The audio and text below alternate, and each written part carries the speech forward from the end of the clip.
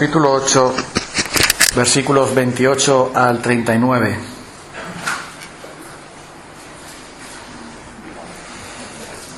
Realmente este libro de Romanos, bueno, toda la escritura, ¿no? Pero principalmente este pasaje de Romanos 8 me tiene fascinado. Me tiene, sí, impresionado, fascinado. No dejo de pensar en él porque hay tanto aquí. Y cuando tú lees la palabra de Dios y te das cuenta de lo que dice ahí es una realidad, que tú la experimentas en ti, que esa palabra está viva, que las verdades que se mencionan en las Escrituras son algo para ti, para que lo disfrutes, para que lo tengas. Entonces es la satisfacción que puede tener una persona que va a recoger una herencia de la cual no sabía que le tenía. Te puedes imaginar a alguien que tiene un tío por ahí en América y ese tío le deja una herencia y entonces yo no sabía que tenía un tío en América, estaba por ahí, pero me ha dejado una herencia. Entonces te puedes imaginar cómo te sentirías si tú fueras a América, no sé, a cualquier país de Latinoamérica, y allí vas a descubrir una gran hacienda que te ha dejado tu tío, y entonces tienes esa emoción para decir, ¿y qué habrá allí? ¿Cómo será aquello? ¿Habrá casas? ¿Habrá fincas? O sea, ¿será árboles? ¿En qué parte estarán? ¿Cómo voy a administrar eso? ¿Qué voy a hacer ahí? ¿Cómo será aquello? Algo que todavía tú has oído porque llegó una carta, porque te lo dijo el notario, usted es heredero de una gran finca, de una gran fortuna en América, vaya usted a recoger lo que le pertenece por heredad, no porque lo ganaste tú, sino que lo has heredado, ¿vale? Entonces tú coges el avión y tienes esa cosa de, estás esperando diciendo, ¿y en qué consistirá esa herencia? Y Romanos 8 es el testamento de las cosas grandes y maravillosas que Dios ha preparado para los que le aman. Amén. Cosas que nadie puede imaginar, que nadie puede soñar, y que están aquí y que Dios lo ha dejado para que nosotros tengamos una gran seguridad en Él y podamos enfrentar cualquier circunstancia con la seguridad que nos da de que todo está en las manos de Dios y Él nunca pierde. Romanos 8, versículo 28. Sabemos que a los que aman a Dios, todas las cosas les ayudan a bien. Ah, sí, ¿por qué es esto? Porque esto dice es a los que conforme a su propósito son llamados. ¿Quiénes son estos llamados? Versículo 29. Los que antes conoció, que también los predestinó, para que fuesen hechos conformes a la imagen de su Hijo, para que Él sea el primogénito entre muchos hermanos. Y a estos que predestinó también los llamó. Y a los que llamó también justificó. Y a los que justificó, a estos también glorificó. Y ahora, versículo 31. Dice Pablo, ¿qué pues diremos a esto? Si Dios es por nosotros, ¿quién contra nosotros? El que no escatimó ni a su propio Hijo, sino que lo entregó por todos nosotros, ¿cómo no nos dará también con Él todas las cosas? ¿Quién acusará a los escogidos de Dios? Dios es el que justifica. ¿Quién es el que condenará? Cristo es el que murió, más aún el que también resucitó, el que además está a la diestra de Dios, el que también intercede por nosotros. ¿Quién nos separará del amor de Cristo? Vamos a dejarlo ahí. Lo dejamos ahí en la lectura del pasaje de hoy. Vamos a pensar a partir del versículo 31. ¿Qué pues diremos a esto? Bueno, ¿de quién depende la salvación? ¿Es algo tuyo? ¿La sustentas tú? ¿Te mantienes tú a salvo?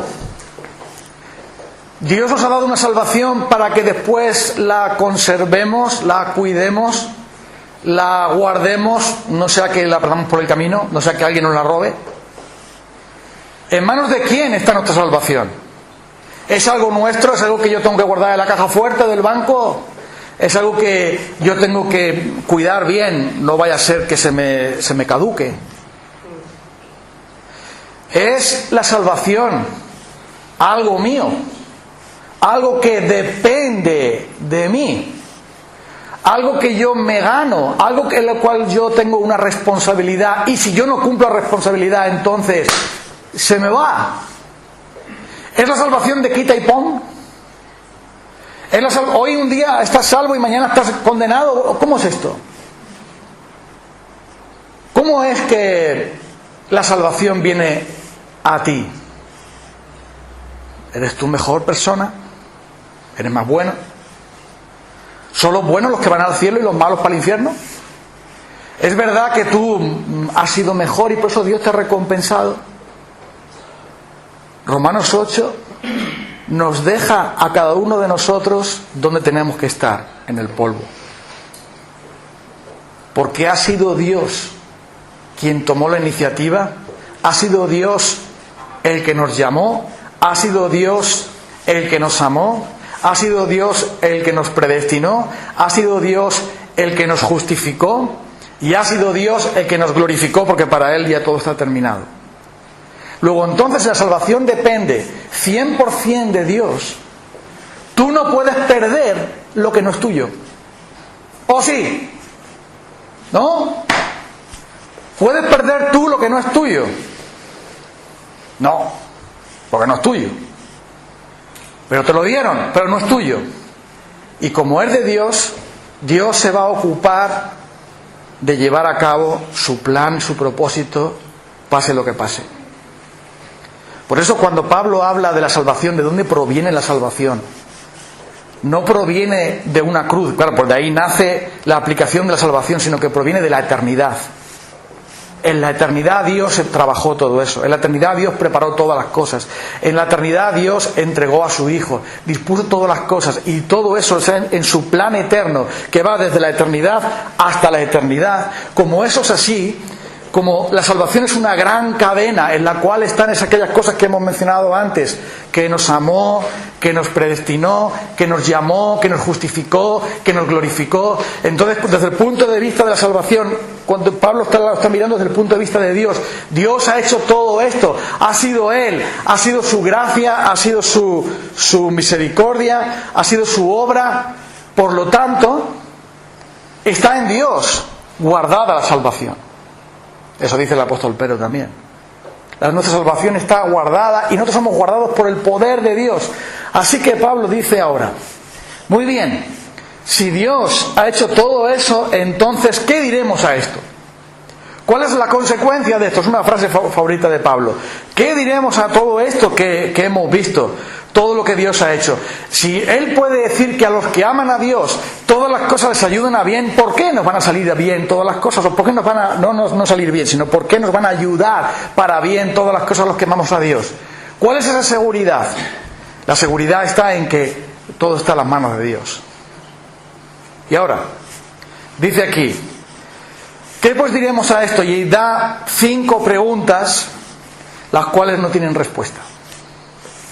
Las cuales, esas preguntas suenan en el universo, retumban en los cielos, retumban ante la eternidad, y nadie puede responder a esas preguntas, porque esas preguntas son preguntas incontestables. Y si hay una respuesta a esas preguntas es no, nunca, nadie. ¿Quién nos separará del amor de Cristo? Nadie. Nada, nunca. Las 3 N's. Es la única respuesta que hay para esas preguntas que hace Pablo, pero son preguntas retóricas. ¿Eso es lo que es una pregunta retórica? La pregunta retórica es esa que tú haces para llamar la atención de alguien, pero tú no esperas ninguna respuesta. Oye, se me rompió el coche, ¿cómo quieres que llegue a tiempo? Entonces tú estás diciendo, claro, tú te callas, lo comprendo. No vas a responder a eso. Si se te rompió el coche y tenías que llegar a tiempo a un sitio, pues no podías. Entonces Pablo utiliza 5 preguntas retóricas. Vamos a ver 4 solamente hoy. Y esas preguntas te llevan ¿a qué te llevan? Te llevan a que tu corazón explote de gratitud. Y a que tu vida se llene de confianza en que todo está sujeto al Señor y tú no tienes que tener miedo. Mira, la primera pregunta que aparece aquí es, ¿qué pues diremos a esto? Si Dios es por nosotros, ¿quién contra nosotros? Bueno, ¿hay alguien que esté en contra de los cristianos? Y además se juntan contra los cristianos. ¿Quién contra un cristiano? El peor enemigo que yo tengo se llama la carne. Ese es el peor. Porque el diablo de vez en cuando se entretendrá en otra cosa. Irá por ahí a matar moscas o hacer alguna cosa por ahí. Pero la carne mía, 365 días, y a cada segundo está mortificando. Pensamiento, palabra y obra. La carne dice: venga, peca. Entonces sí está contra nosotros. ¿Quién contra nosotros? Claro que hay contra nosotros. ¿Y el mundo qué? El mundo también te dice: no, mira, no leas la Biblia, pon la película. El fútbol, las chicas, los chicos, el trabajo, los estudios, el dinero. Eso es más importante que Dios. Deja a Dios ahí a un lado, hombre. Mucho mejor disfrutar de la vida. Y Dios, para cuando ya seas viejito, ya que vayas ya directo al corral de los quietos, pues entonces ya piensas en eso. Cuando te apuntes a la funeraria, entonces ya piensas en Dios. Pero este mundo presiona para que nosotros no... Ya lo sabes, ¿no? Y luego también tenemos al diablo. Tenemos la carne, tenemos el mundo. Entonces, ¿por qué dice Pablo ahí? Si Dios es por nosotros, ¿quién contra nosotros? Si ya sabemos que este mundo, que los tres, esos poderes van en contra, se juntan, se ponen de acuerdo. Al igual que se pusieron de acuerdo los políticos que se odiaban para condenar a Jesús, igual que se pusieron de acuerdo todas las fuerzas del mal para condenar a Jesús y para perseguir a la Iglesia, y nosotros lo estamos viendo en Hechos, continuamente vemos cómo se levantan contra la Iglesia cristiana, y hasta el día de hoy lo vemos. Entonces, ¿por qué dice Pablo que quién contra nosotros? Pues muy sencillo. Dice que si Dios está por nosotros, nadie prevalecerá contra nosotros. ¿Tú has leído el libro de Apocalipsis? ¿Sabes dónde está? ¿No? Está al final de la Biblia. Tú sabes que la Biblia es para leerla, lo sabías, ¿no? Vale. Ahí en la Biblia está el libro de Apocalipsis. Y Apocalipsis cuenta esa gran batalla que hay entre las fuerzas del mal, el pecado, el mundo, la carne, contra la Iglesia, contra la Iglesia del Señor y el Señor mismo. Y esa lucha está ahí. Muchos símbolos y tal, que si el dragón, que si tal. Tú sabes que el dragón y la serpiente son los malos, tú lo sabías, ¿no? A ver si vas a creer otra cosa. Y los ángeles y Jesús y la Iglesia son los buenos. Y al final, ¿quién gana? Cristo. Porque Él viene venciendo y para vencer. Pero hay una cosa muy clara ahí, es que hay una lucha, hay una guerra. Pero lo que viene a decirnos aquí Pablo es que aunque tengamos lucha contra principados y potestades, lo presente y lo porvenir, lo alto y lo profundo, aunque tengamos nosotros lucha contra nosotros mismos, que diga Pablo: ¡ay de mí! ¿Quién me librará de este cuerpo de muerte? Lo que dice Pablo es que aunque tengamos lucha porque este mundo quiere que amemos al mundo y así nos hagamos enemigos de Dios y todas estas cosas, a pesar de todo eso y aún junto todas estas cosas, como Dios está por nosotros, ninguno prevalecerá contra nosotros. Es lo que quiere decir. No acabará con la Iglesia. La Iglesia prevalecerá. Las puertas del Hades no prevalecerán contra la Iglesia. El Señor rescatará a su pueblo y hará siempre su voluntad. Entonces, ningún demonio, ninguna carne, ningún pecado, nada nos podrá entonces apartar. Porque dice ahí: si Dios es por nosotros, ¿quién contra nosotros? Mira, cuando yo iba al colegio había algunos que me querían pegar. Yo también le quería pegar a ellos, en fin, eso pasa, ¿no? Ya los niños en el colegio ya es distinto, ¿no? Pero cuando yo iba, el colegio donde yo iba había de pegarse. Eso había que hacerlo porque era cosa de los chicos tienen que pegarse. Era la cosa que... Y yo, viendo que podía tener problemas, decidí hacerme amigo del matón del colegio, que además era vecino mío. Se llamaba Rafa, se llama, todavía vive. Era un armario. Oye, Rafa, vente a mi casa que te invito a merendar. ¿Te gusta a ti la mantequilla de chocolate? Sí, sí, vamos. Yo me hice amigo de Rafa. Entonces cuando salí al patio y vinieron a pegarme los que estaban en contra y tal, Rafa, ¿qué pasa? No.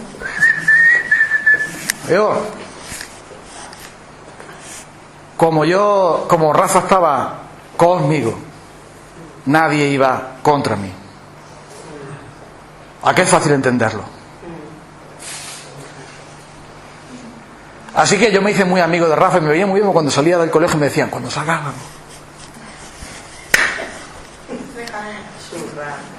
Rafa, si Dios está por nosotros, ¿quién contra nosotros? Entonces lo que quiere decir es que no hay nadie. Puede haber amenazas, puede haber tal, pero no hay nadie que pueda vencerle a él. ¿Vale? Entonces, la primera pregunta es, ¿quién contra nosotros? Pero Dios tiene que estar por nosotros. Es decir, si tú no eres de Cristo, no. Hazte amigo de Jesús primero. Hazte amigo de Dios, reconcíliate con Dios primero. La segunda pregunta que aparece aquí es, ¿nos va a faltar alguna cosa? Versículo 32. El que no escatimó ni a su propio Hijo, es decir, el Padre, no se guardó a su propio Hijo, lo entregó por todos nosotros. Y ahora otra pregunta que nadie puede responder. ¿Cómo no nos dará con Él todas las cosas? Bueno, yo sé que algunos granujillas evangélicos dicen, aquí está la promesa de la prosperidad. Ahora sí, anda que bien. ¿Cómo no nos dará con Él todas las cosas? ¡Ay, Señor, una tele de plasma curva! ¡Ay, Señor, un trabajo de 3.000 euros al mes, nada más que por mandar una foto al jefe! ¡Ay, Señor, el Audi de mi vecino que tengo a mí! Pero la promesa de Dios aquí no es la promesa de cosas de aquí, eso está en otra parte, sino de las cosas necesarias para que la salvación se lleve a cabo. Segunda de Pedro, déjame que te lea esto. Segunda de Pedro, capítulo 1, versículo 3. Versículo 2. Gracia y paz os sean multiplicadas en el conocimiento de Dios y de nuestro Señor Jesucristo. Y ahora mira, toma nota. Como todas las cosas que pertenecen a la vida de un cristiano, todas las cosas que pertenecen a la vida y a la piedad, es decir, a la trayectoria de un cristiano para temer a Dios, para servir a Dios, para estar con Él, la piedad, el temor y el amor de Dios, nos han sido dadas. ¿Eso qué quiere decir? Nos han sido dadas, ya están preparadas, es decir, están en el banco para que tú la cobres. Ya está a disposición tuya. Nos han sido dadas ¿por quién? Por su divino poder. ¿Para qué? Para que por mediante el conocimiento de aquel que nos llamó por su gloria y excelencia, por la gloria y por la excelencia de Jesús, nos ha dado grandes y preciosas promesas. Todo lo que nosotros necesitamos, todo lo tenemos en Él. Y por eso David pudo decir, el Señor es mi pastor y casi todas las cosas me faltarán. ¿No?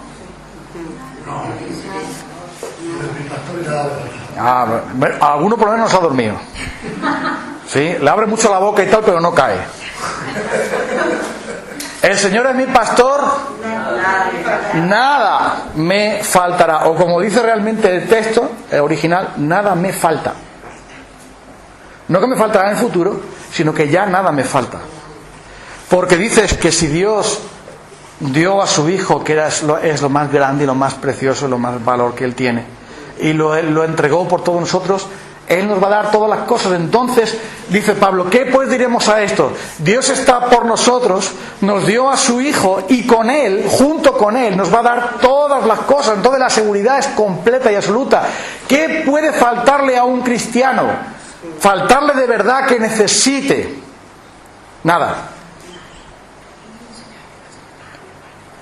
Nada.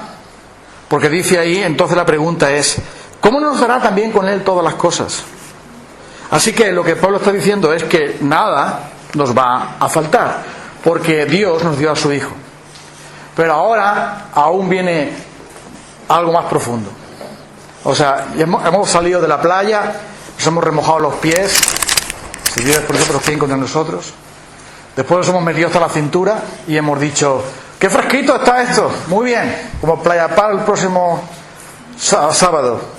Está muy bien esto. Pero ahora sigue diciendo Pablo: espera, que hay más. Tírate por el trampolín y verás lo que hay ahí. Mira.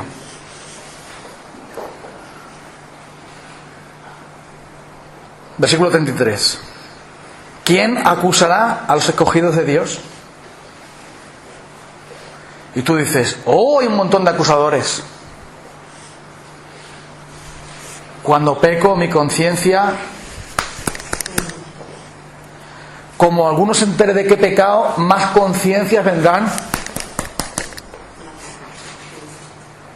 El diablo, que es el acusador y el fiscal general, es un fiscal corrupto, pero es un fiscal, también te acusará. Y el mundo se reirá de ti también, porque es muy fácil acusar a un cristiano, porque los cristianos no somos perfectos. Bueno, es verdad que hay algunos cristianos casi perfectos.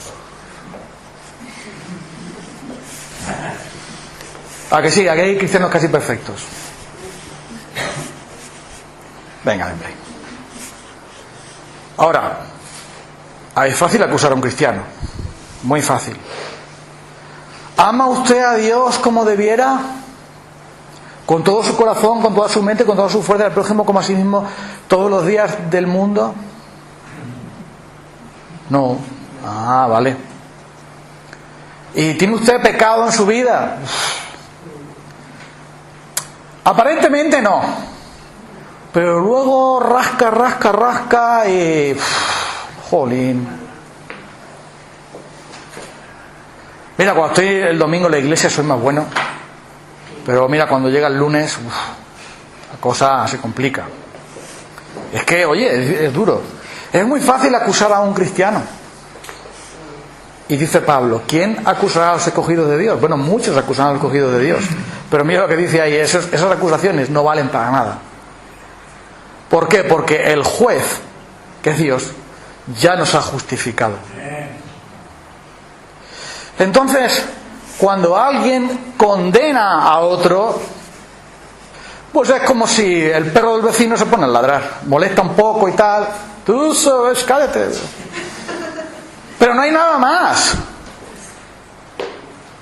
Porque ¿quién acusará a los escogidos de Dios? Si Dios los ha escogido, si es que no es una cosa de que yo me haya ganado, no es una cosa que yo tenga que mantener, no es una cosa que yo tenga que trabajar, no es algo que yo haya podido lograr por algo, es algo que Dios me ha dado porque Él ha querido, y como Él ha querido va a proveer todo. Entonces nadie me puede acusar porque Cristo murió. No hay ninguna condenación para los que están en Cristo. Entonces, por eso, un cristiano, cuando cae en pecado y cuando siente la acusación de su propio corazón, dice: si nuestro corazón no nos reprende, Dios nos reprende también. Dios puede reprenderte, pero no va a dejar de ser quien es. Los hijos pecan contra sus padres, ¿no? ¿Alguna vez? ¿Sí? Pero no dejan de ser hijos por eso. ¿Sí o no?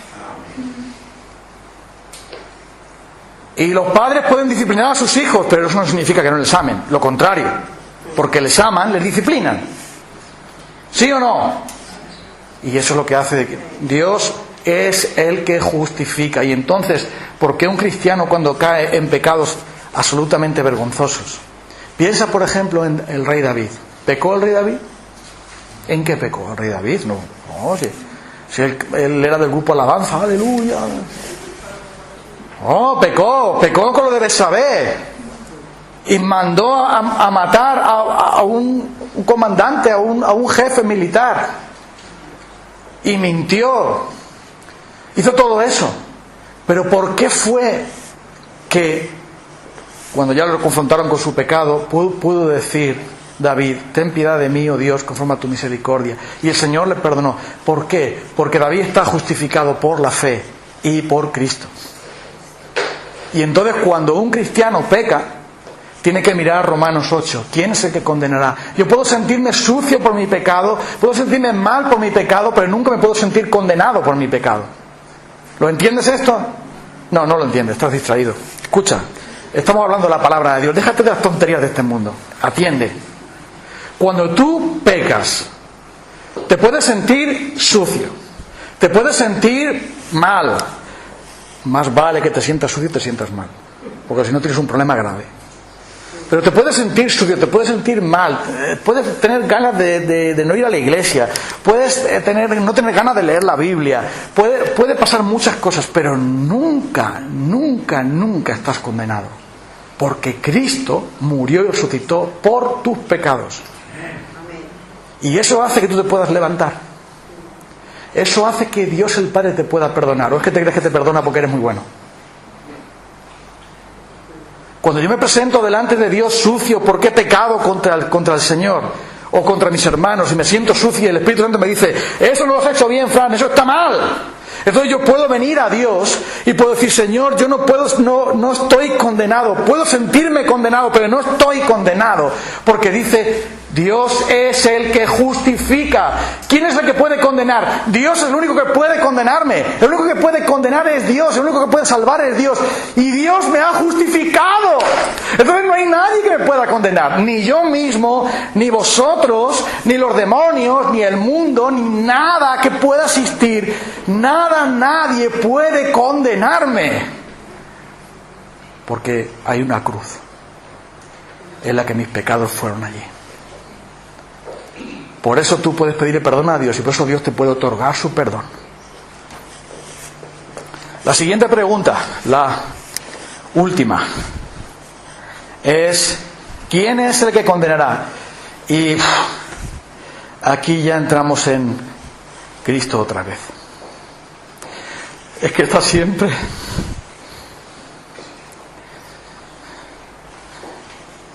Es que es Él, ¿no lo ves?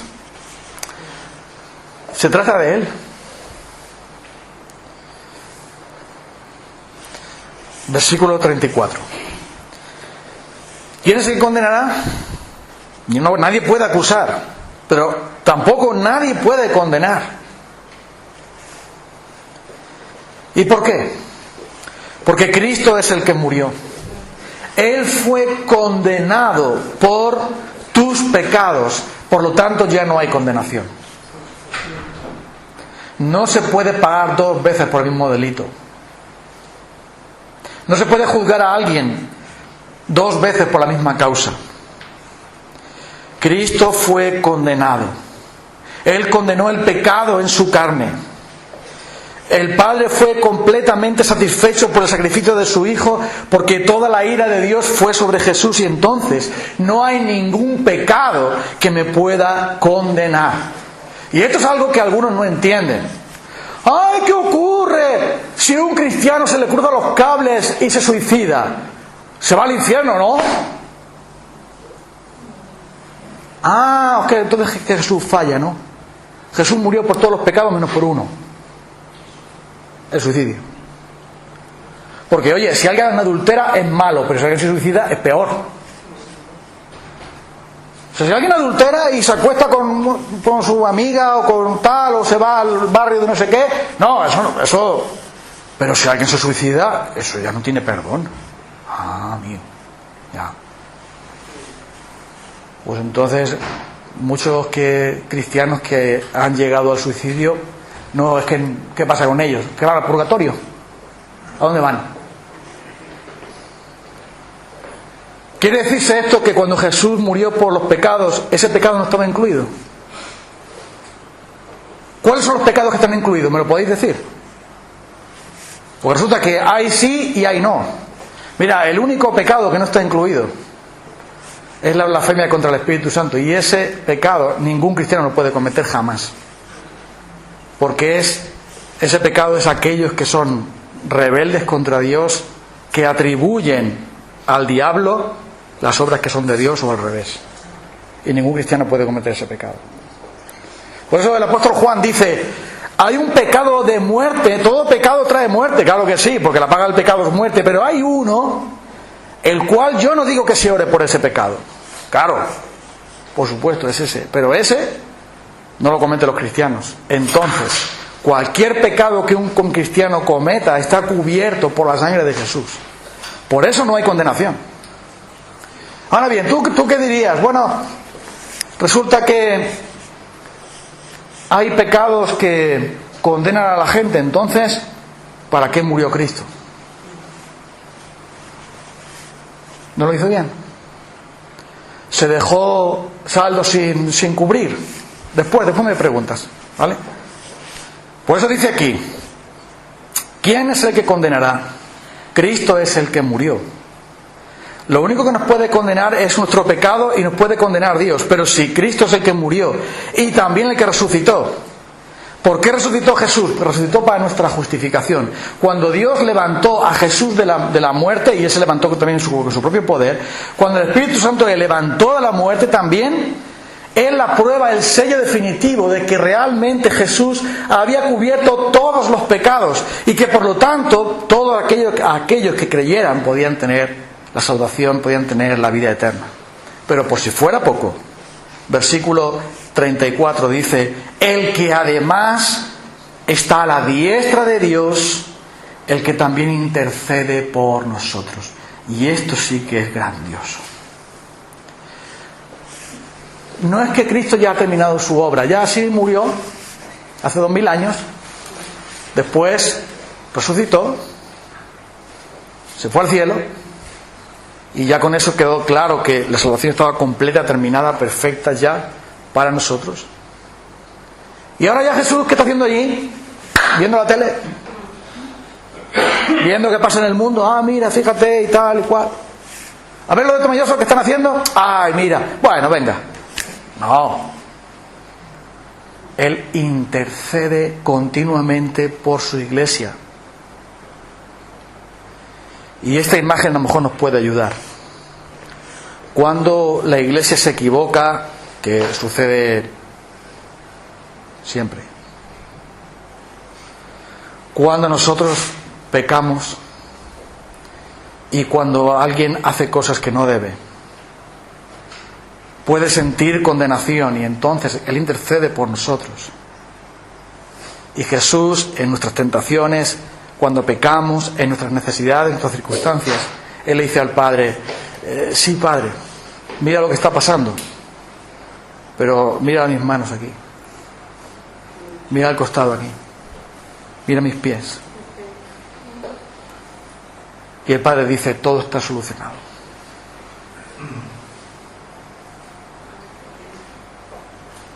Por eso podemos hallar gracia y oportuno socorro en Jesucristo. Y por eso podemos tener seguridad en Él. Y por eso un cristiano es alguien que debe estallar de gozo y de paz. Y saber que todo está en las manos de Dios. Que no hay nada ni nadie que les pueda separar de Él. La siguiente pregunta la voy a dejar para el próximo domingo, pero voy a decir algo para terminar. Busca Isaías capítulo 50, versículos 7 al 10. Porque los versículos que hemos leído de Pablo son un eco de este pasaje. Isaías 50, versículo 7. Porque Jehová el Señor me ayudará. Por tanto, no me avergoncé. Por eso puse mi rostro como un pedernal, es decir, como una piedra, puse mi rostro firme para que nadie me avergonzara. Y sé que no seré avergonzado. Cercano está de mí el que me salva.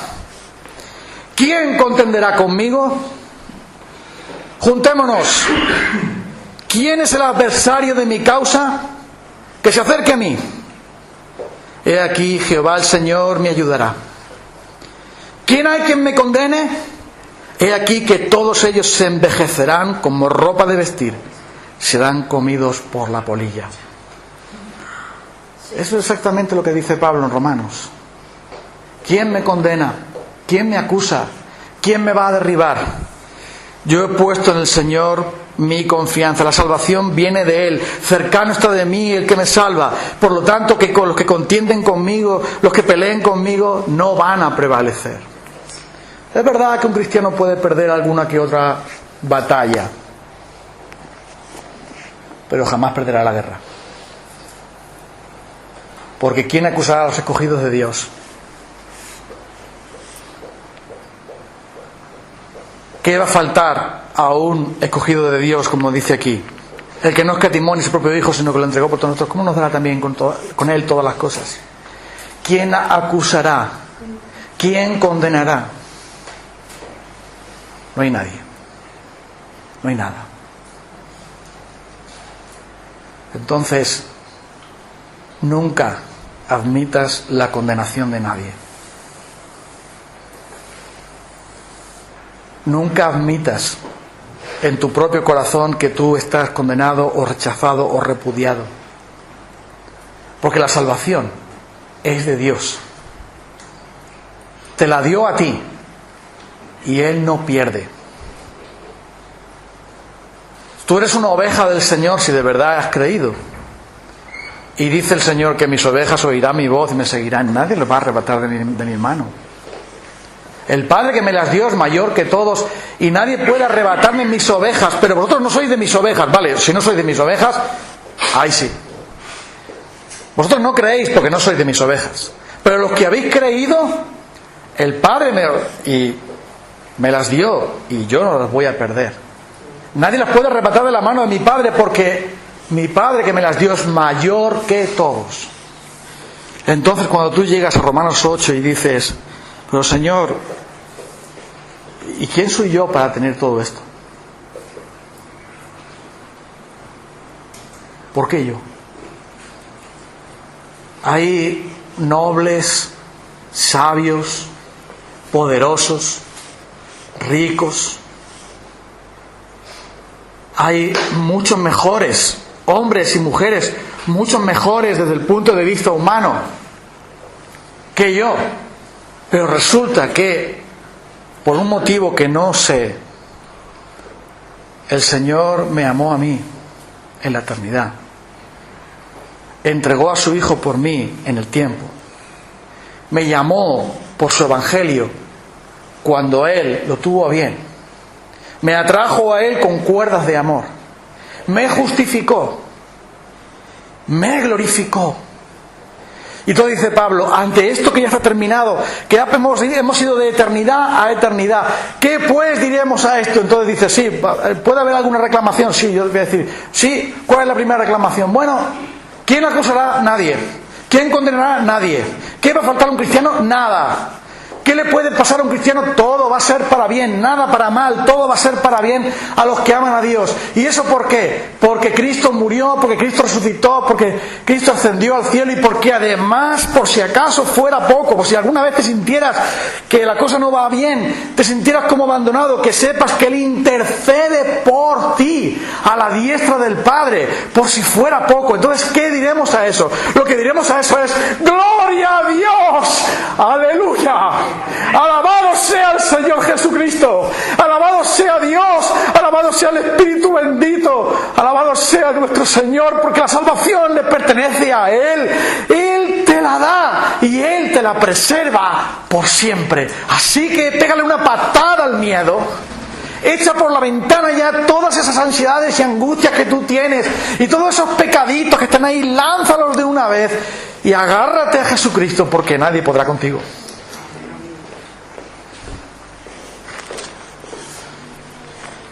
Y no hagas caso al engañador y a los engañadores.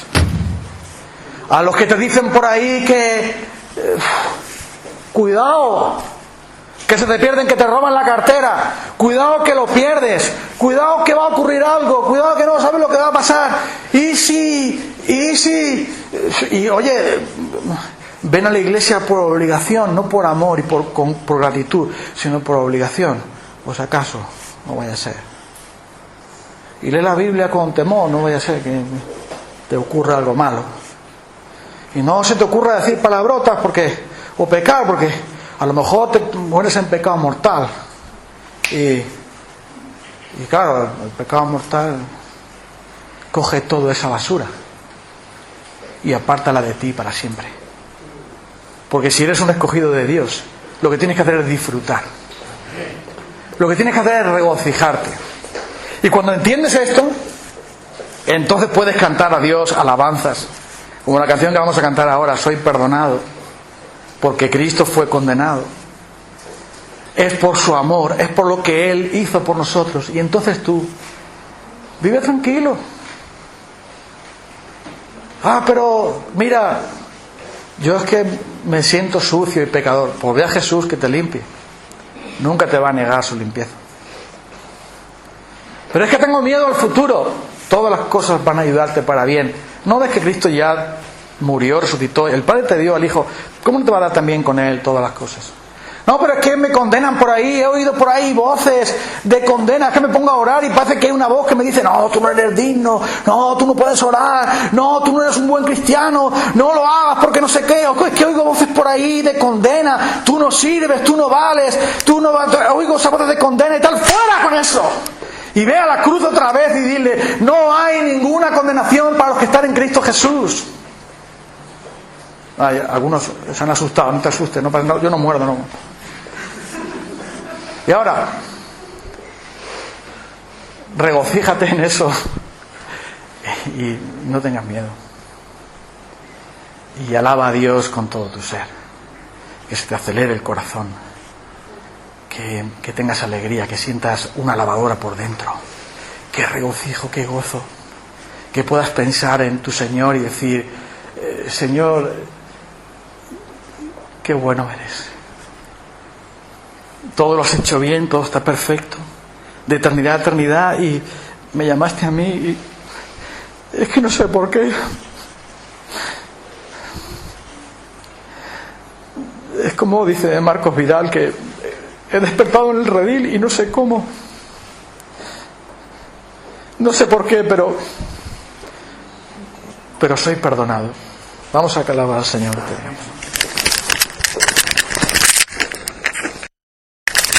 Romanos capítulo 8, versículos 28 al 39.